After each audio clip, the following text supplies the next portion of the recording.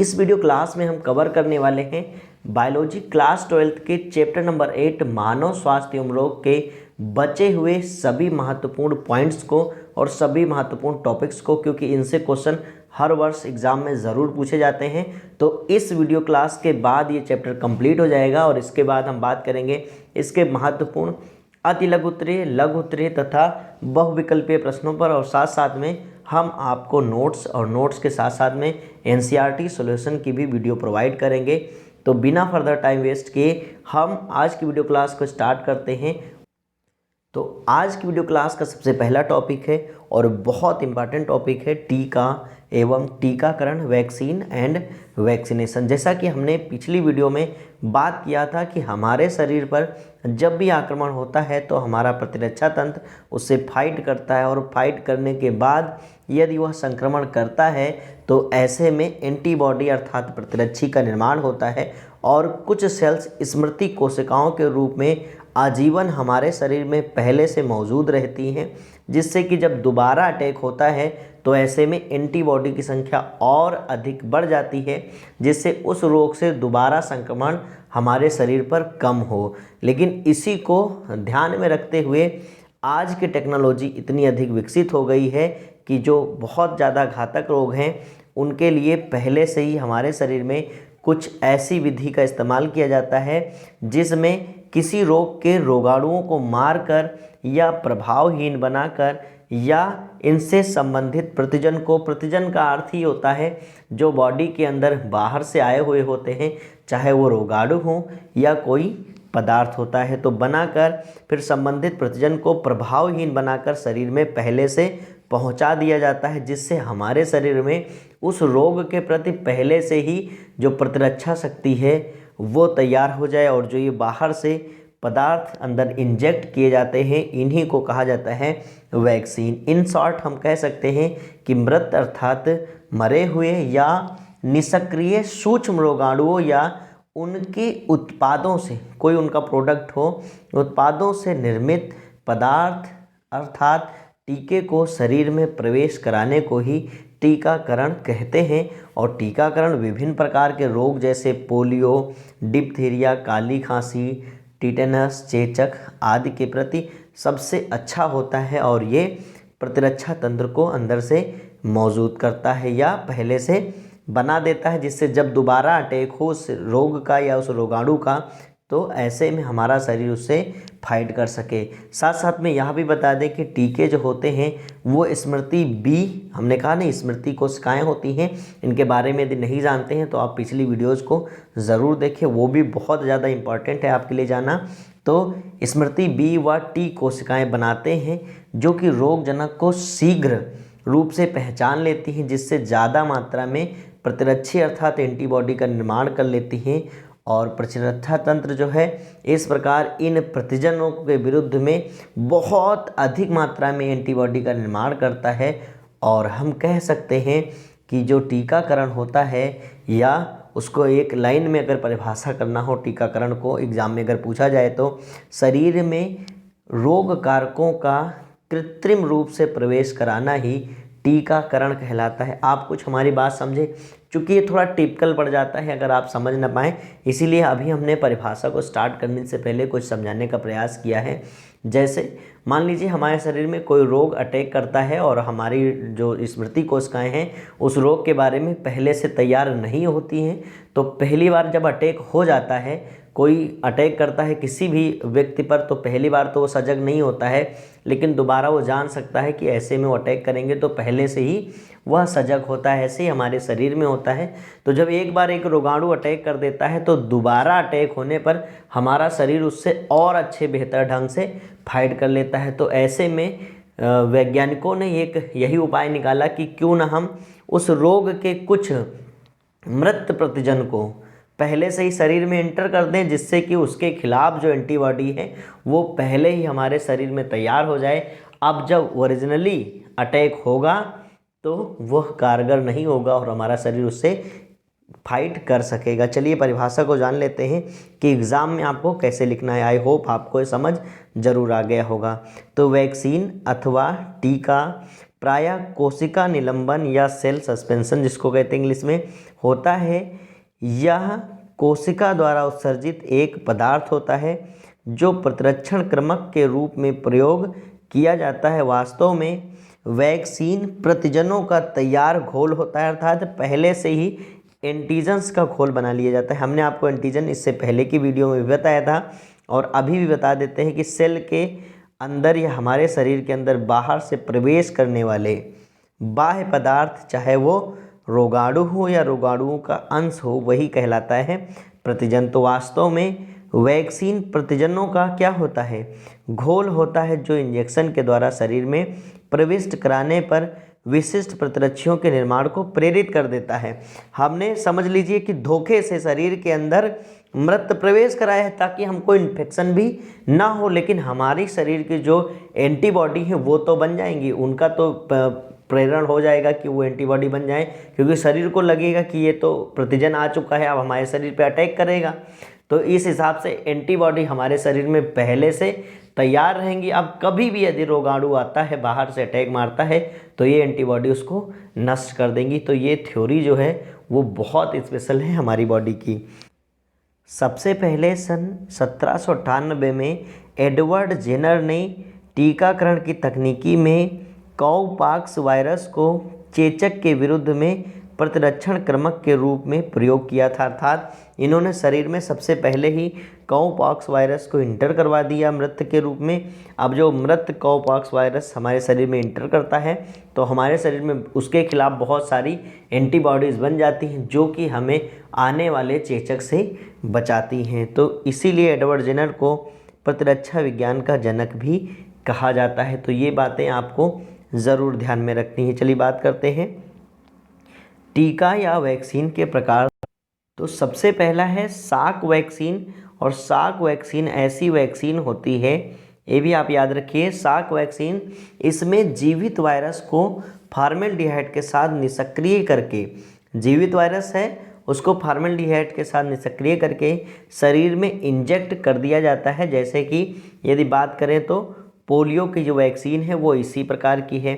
और दूसरा जो सामान्य रूप से अगर देखें तो दूसरा होता है सेबिन।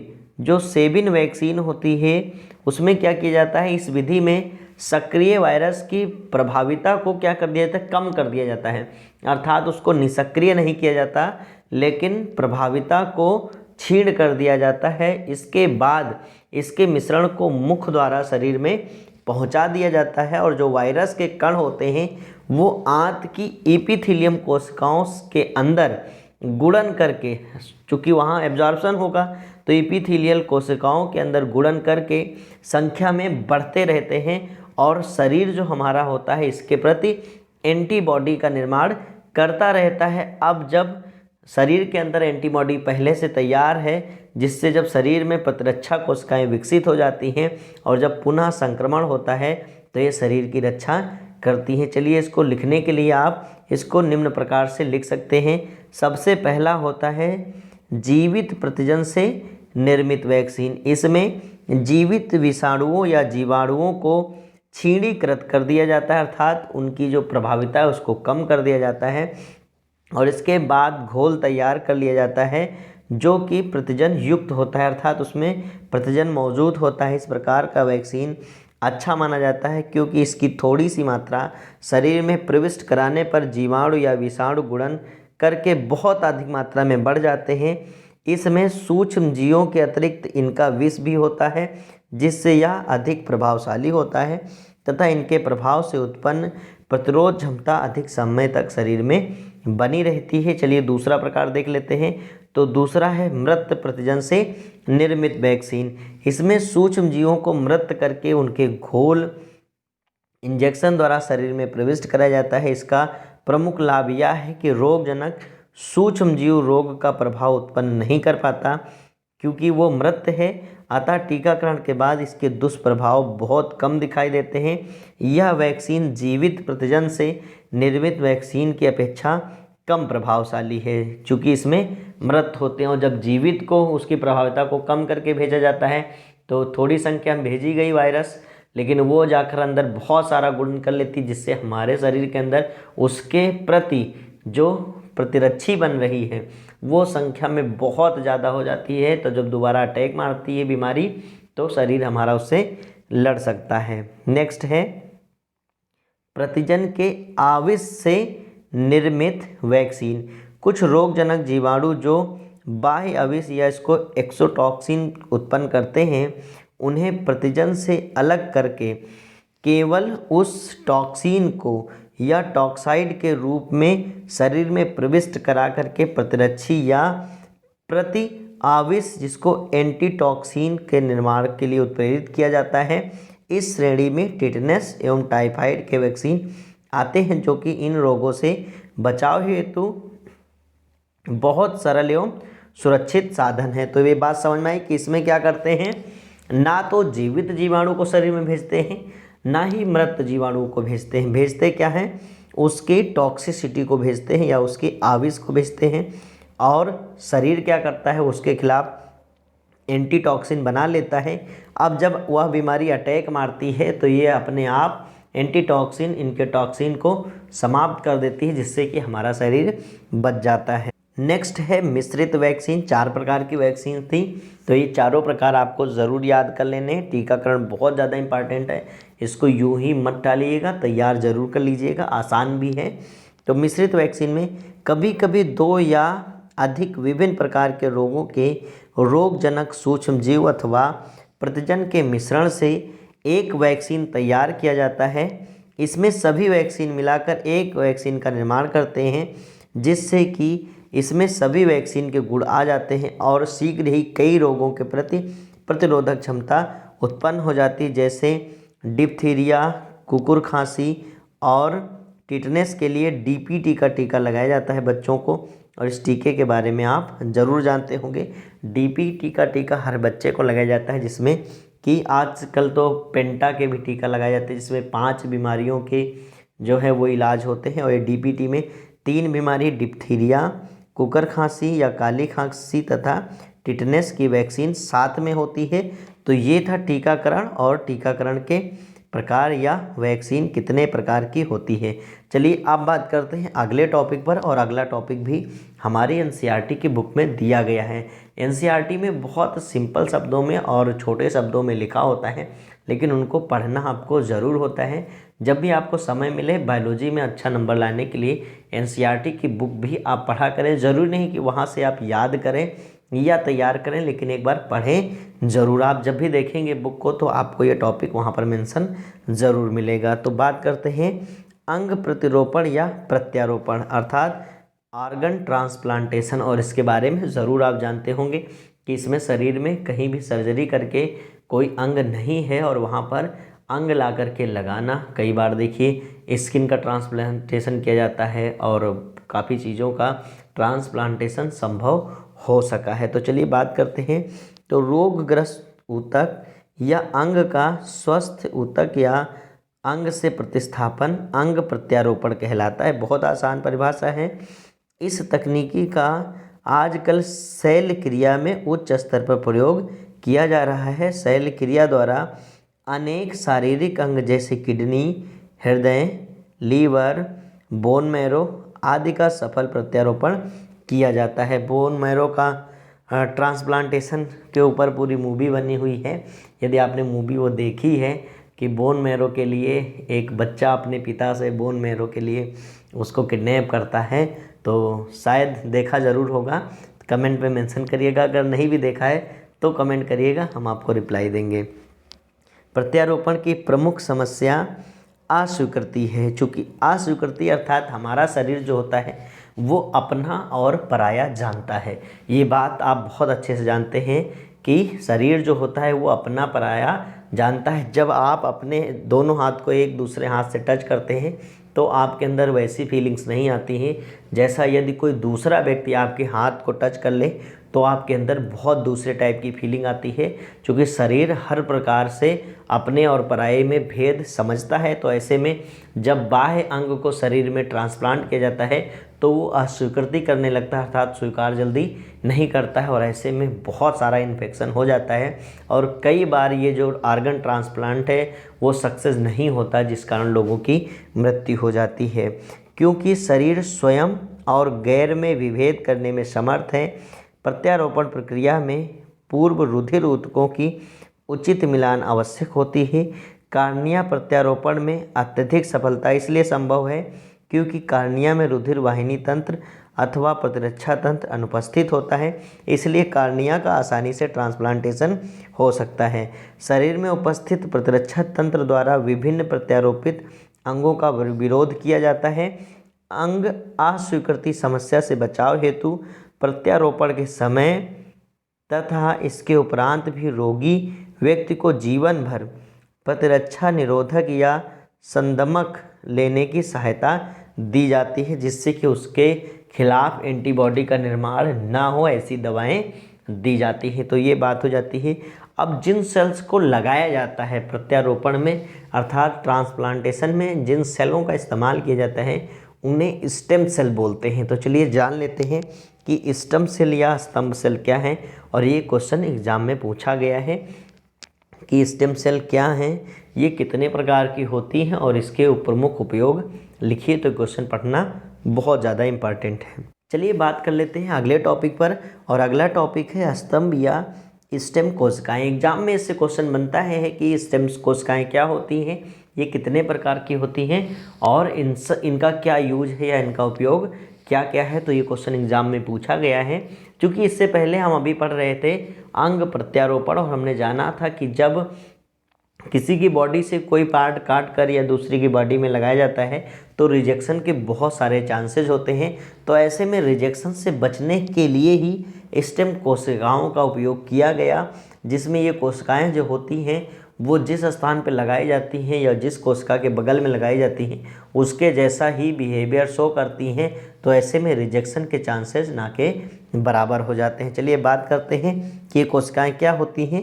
तो स्तंभ कोशिका की जो तकनीकी है वो तेज़ी से बढ़ता हुआ क्षेत्र है, जो कि कोशिका जीव विज्ञान अर्थात सेलुलर बायोलॉजी एवं जेनेटिक्स के सहयोग से विकसित हुआ है।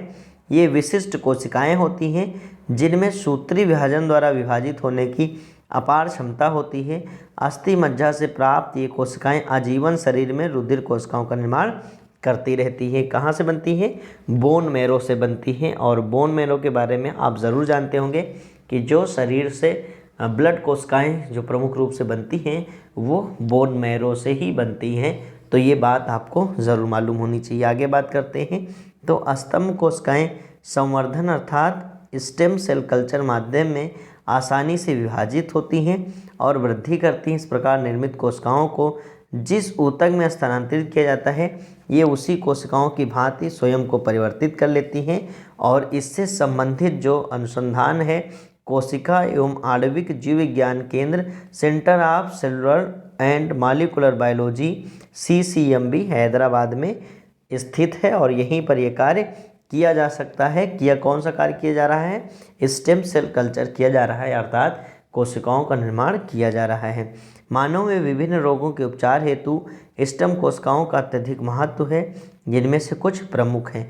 आप इनको हम समझा तो दे रहे हैं लेकिन आप इनको बहुत इजी वे में लिखिएगा। जैसे आप एग्जाम में पॉइंट्स लिख सकते हैं कि स्टेम सेल्स का उपयोग हृदय रोग में किया जा सकता है, ऐसे ही त्वचा के निरूपण में किया जा सकता है, रुधिर कैंसर में किया जा सकता है, कार्निया के प्रत्यारोपण में किया जा सकता है, बहरापन के इलाज में भी किया जा सकता है, और गर्भनाल रक्त संग्रह में किया जा सकता है। ऐसे 5 पॉइंट आप लिख लेंगे। तो बात करेंगे तो हृदय रोग में भी इसका उपचार किया जा सकता है, जिसमें से इसका उपयोग करके हृदय पेशियों में हृदय पेशी कोशिकाओं का निर्माण और ऊतक बनाया जा सकता है।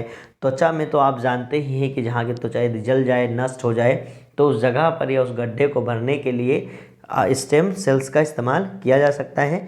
तो अम्ल या आग से झुलसी त्वचा का निरूपण त्वचा की स्टेम कोशिकाओं से तैयार त्वचा द्वारा किया जा सकता है। रुधिर कैंसर में भी इसका इस्तेमाल किया जाता है, कार्निया प्रत्यारोपण में भी किया जा सकता है, बहरेपन में भी निकट भविष्य में ऐसा है कि बहरेपन का भी इलाज इससे किया जा सकता है। साथ साथ में गर्भनाल रक्त संग्रह में भी स्टेम सेल्स के इस्तेमाल से क्या किया जा सकता है? रक्त स्टेम सेल्स कोशिकाओं को प्राप्त करके इससे सुरक्षित किया जाता है, जिसका उपयोग रुधिर कणिकाओं और प्लेटलेट के निर्माण में किया जा सकता है। चलिए बात करते हैं अगले पॉइंट पर, और ये अगला पॉइंट भी बहुत ज़्यादा इम्पॉर्टेंट है, इसके बारे में आपको जानकारी ज़रूर होनी चाहिए, क्योंकि जानते हैं जो हमारा शरीर होता है वो रोगाणुओं से लड़ता है, अर्थात प्रतिरक्षा की पावर देता है, हमारे अंदर इम्यूनिटी होती है। लेकिन ऐसे में कई बार जो ये हमारी व्यवस्था है इसमें कुछ अव्यवस्था आ जाती है, अर्थात शरीर जो है उसकी जो इम्यूनिटी है उसमें कुछ अव्यवस्था आ जाती है, जिस कारण कुछ रोग उत्पन्न हो जाते हैं, जो कि चूँकि टिप्पणी में लिखने को आती है एलर्जी या स्व प्रतिरक्षा रोग क्या है, इस पर टिप्पणी लिखने को आती है और साथ साथ में आपको जानना भी चाहिए, क्योंकि ये आपके बॉडी से संबंधित है। तो सबसे पहले बात कर लेते हैं एलर्जी के बारे में।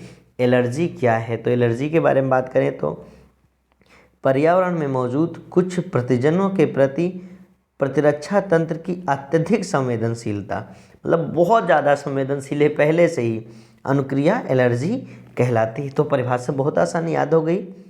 ऐसे पदार्थ जिनके प्रति ऐसी प्रतिरक्षा अनुक्रिया होती है एलर्जन कहलाते हैं।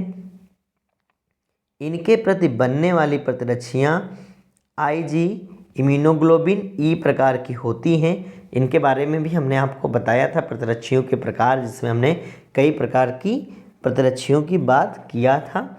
एलर्जन के सामान्य उदाहरण जैसे धूल में चिंचड़ी, परागकण, प्राणी लघुशंक जिसको डैंड्रफ बोलते हैं, और एलर्जी अनुक्रियाओं के लक्षणों में छींकना, नीली आंखें हो जाना, बहती नाक, सांस लेने में कठिनाई शामिल है। एलर्जी जो होती है वो मास्ट कोशिकाओं में से जो हिस्टामिन और सीरोटोनिन जैसे रसायनों के निकलने के कारण होती है। एलर्जी का कारण जानने के लिए रोगी को संभावित एलर्जनों की बहुत ही थोड़ी सी मात्रा टीके के द्वारा दी जाती है और प्रतिक्रिया का अध्ययन किया जाता है। आगे बात करें तो प्रतिहिस्टामिन, एड्रेनालिन और स्टेरॉइडों जैसी औषधियों के प्रयोग से एलर्जी के लक्षण जल्दी घट जाते हैं, लेकिन आधुनिक जीवन शैली के फलस्वरूप लोगों में प्रतिरक्षा घटी है और एलर्जनों के प्रति संवेदनशीलता बढ़ी है। आपने देखा होगा कि अक्सर लोगों को एलर्जी हो जाती है, विभिन्न प्रकार की एलर्जी होती है। तो एलर्जी एक प्रकार का क्या है? अति संवेदनशीलता है प्रतिजनों के प्रति। ठीक है, नेक्स्ट बात करते हैं और वह है स्व प्रतिरक्षा रोग, जिसको बोलते हैं ऑटो इम्यून डिजीज़। ये भी बहुत ज़्यादा इम्पॉर्टेंट। अगला है स्व प्रतिरक्षा रोग, जिसको बोलते हैं ऑटो इम्यून डिजीज़, और ये भी बहुत ज़्यादा इम्पॉर्टेंट है। तो उच्चतर कशेरुकियों में विकसित स्मृति आधारित उपार्जित प्रतिरक्षा अपनी कोशिकाओं और विजातीय जीवों जैसे रोगाणुओं के बीच भेद कर सकने की क्षमता पर आधारित है। भेद कर सकने की यह क्षमता का आधार क्या है, यह हमें अभी तक पता नहीं चल रहा है। फिर भी इसके बारे में दो उप सिद्धांतों को समझना होगा। पहला है उच्चतर कशेरुकी विजातीय अणुओं और विजातीय जीवों को भी पहचान सकते हैं। प्रयोगात्मक प्रतिरक्षा विज्ञान इस संबंध में जानकारी देता है। दूसरा, कभी कभी आनुवांशिक और अज्ञात कारणों से शरीर अपनी ही कोशिकाओं पर हमला कर देता है। इसके फलस्वरूप शरीर को बहुत सारी हानि होती है और यह स्व प्रतिरक्षा रोग कहलाता है। हमारे समाज में बहुत से ऐसे लोग हैं जो आमवती संधिशोथ जिसको बोलते हैं रूमेटॉइड अर्थाइटिस से प्रभावित होते हैं, जो कि एक प्रकार का स्व प्रतिरक्षा रोग है। स्व प्रतिरक्षा रोग के कुछ अन्य उदाहरण भी हैं, जैसे इंसुलिन आधारित मधुमेह और मायथीनिया ग्रेविस, क्रोनिक एनीमिया आदि। ये सब बीमारी क्या है? स्व प्रतिरक्षा रोग है। तो यह क्या होता है? प्रतिरक्षा तंत्र की अव्यवस्था होती है, जिसमें प्रतिरक्षा तंत्र बाह्य अणुओं को नष्ट करने के बजाय अपनी कोशिकाओं को ही नष्ट करने लगता है, जिसके लिए इसके परिणाम घातक हो जाते हैं। आप इसको सिंपल वे में भी लिख सकते हैं कि यह प्रतिरक्षा तंत्र की अव्यवस्था है, जिसमें प्रतिरक्षा तंत्र बाह्य अणुओं को नष्ट करने के बजाय अपनी ही कोशिकाओं को नष्ट करने लगता है, जिसके परिणाम बहुत घातक होते हैं। इस रोगों को हम लोग स्व प्रतिरक्षित रोग कहते हैं। ये रोग जो होते हैं वो स्वयं के एंटीजन पर निर्भर करते हैं, जैसे हमने आपको कुछ एग्जांपल्स दे दिए हैं। तो आज की वीडियो में हमने काफ़ी पॉइंट्स क्लियर कर लिए हैं, साथ साथ में आगे एक छोटा सा पॉइंट बचा हुआ है जिसको भी क्लियर कर लेते हैं। तो ये वही अंग हैं जिनमें लसिकाडुओं की उत्पत्ति या परिपक्वन और प्रचुरोद्भवन होता है। अस्थि मज्जा जिसको बोन मैरो बोलते हैं और थाइमस ऐसे प्राथमिक लसिकाभ अंग हैं। तो आप इसको लिख सकते हैं वह अंग जहाँ लसिका अणुओं का निर्माण होता है लसिकाभ अंग कहलाते हैं, जैसे कि बोन मैरो और थाइमस। जहाँ पर अपरिपक्व लसिकाणु प्रतिजन संवेदनशील लसिकाणुओं में विभेदित होते हैं। परिपक्वन के बाद लसिकाणु स्प्लीन लसिका ग्रंथियों में टांसिलों तथा क्षुद्रांतरों के पेयर पेंचों और परिशेषिका जिसको अपेंडिक्स बोलते हैं जैसे द्वितीयक अंग में चले जाते हैं। ये क्वेश्चन आया है एग्जाम में कि कौन से प्राथमिक लसिकाभ अंग हैं और कौन से द्वितीयक हैं। तो जब भी आप लिखें तो अस्थि मज्जा और थाइमस, ये क्वेश्चन याद रखिएगा। ये पॉइंट मैंने बताया है तो इसको यूँ आसानी से मत जाने दीजिएगा। ऐसा आप देखेंगे क्वेश्चन बैंक में भी ये क्वेश्चन आपको मिल जाएगा। तो थाइमस और बोन मैरो ये प्राथमिक लसिकाभ अंग हैं, जबकि जो यहाँ पे बात किया गया है आपको टॉन्सिल और क्षुद्रांत के पेयर पेंचो अपेंडिक्स ये कैसे हैं, द्वितीयक लसिकाभ अंग होते हैं, इनमें चले जाते हैं। द्वितीयक लसिकाभ अंग ऐसे स्थान है जहाँ लसिकाणुओं की प्रतिजन के साथ पारस्परिक क्रिया होती है और जो बाद में प्रचुर संख्या में उत्पन्न होकर प्रभावी कोशिकाएं बन जाते हैं। अस्थि मज्जा मुख्य लसिकाभ अंग है जहाँ लसिकाणुओं समेत सभी रुधिर कोशिकाएं उत्पन्न होती हैं। थाइमस एक इसको बोलते हैं लोब्ड अंग है, स्पाइल शेप या लोब्ड अंग है जो हृदय के पास उरोस्थ के नीचे स्थित है। जन्म के समय थाइमस काफ़ी बड़ा होता है, लेकिन बढ़ती उम्र के साथ इसका आकार घटता रहता है और यौनावस्था पर यह बहुत छोटे आकार का रह जाता है।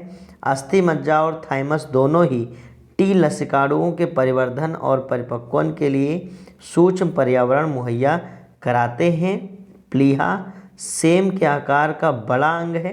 ये आप एनसीईआरटी की बुक उठा के देखिए, पूरा फिगर सही समझाया गया है। इसको इस टॉपिक को छोड़िएगा मत।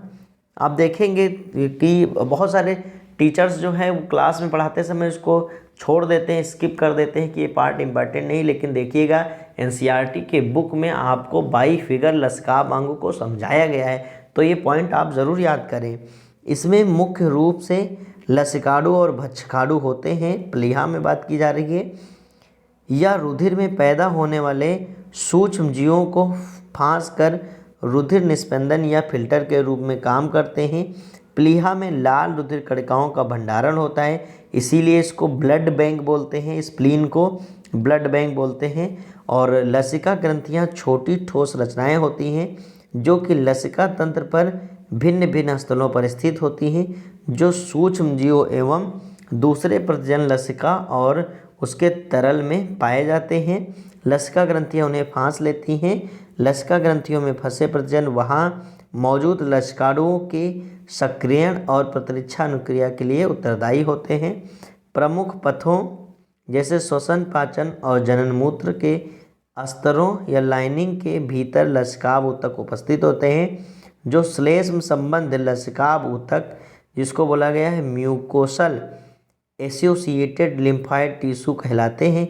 यह मानव शरीर के लसिकाभ ऊतक का लगभग 50% होता है। तो ये सारे पॉइंट्स आपको एनसीईआरटी की बुक में भी मिल जाएंगे, तो इन पॉइंट्स को ज़रूर क्लियर कर लीजिएगा। तो इस तरह से ये पूरा चैप्टर जो है वो कंप्लीट हो गया है। इस वीडियो में जो भी हमने पढ़ाया है उसकी जो पीडीएफ फाइल है वो आप इसके वीडियो के डिस्क्रिप्शन से डाउनलोड कर सकते हैं। साथ में पीडीएफ को आप टेलीग्राम चैनल से भी डाउनलोड कर सकते हैं। वहाँ पर आपको कुछ नहीं करना होगा, टेलीग्राम पे रुद्रा ऑनलाइन क्लासेस सर्च करेंगे, आपको जो सबसे पहला चैनल दिखेगा वही आपका चैनल है। आप लोगो देख लें और वहाँ पर मैं पीडीएफ ज़रूर प्रोवाइड कर देता हूँ। और साथ साथ में इस चैप्टर के बाद अब आपको इसके जितने भी ऑब्जेक्टिव्स अति लघुत्तरीय लघुत्तरीय प्रश्न हैं उन पर चर्चा करते हैं और साथ साथ में आपको सोल्यूशन प्रोवाइड कर देते हैं और नोट्स की भी वीडियो आज से कल में आपको मिल जाएगी। तो आप बिना परेशान हुए लगातार पढ़ते रहिए। इससे पहले के चैप्टर्स की यदि कोई पॉइंट या कोई भी सोल्यूशन आपको चाहिए तो आप हमें कमेंट में ज़रूर बताएं। चलिए मिलते हैं नेक्स्ट वीडियो में, तब तक के लिए आप अपनी पढ़ाई पर ध्यान रखें और अपना ख्याल रखें। Thank you.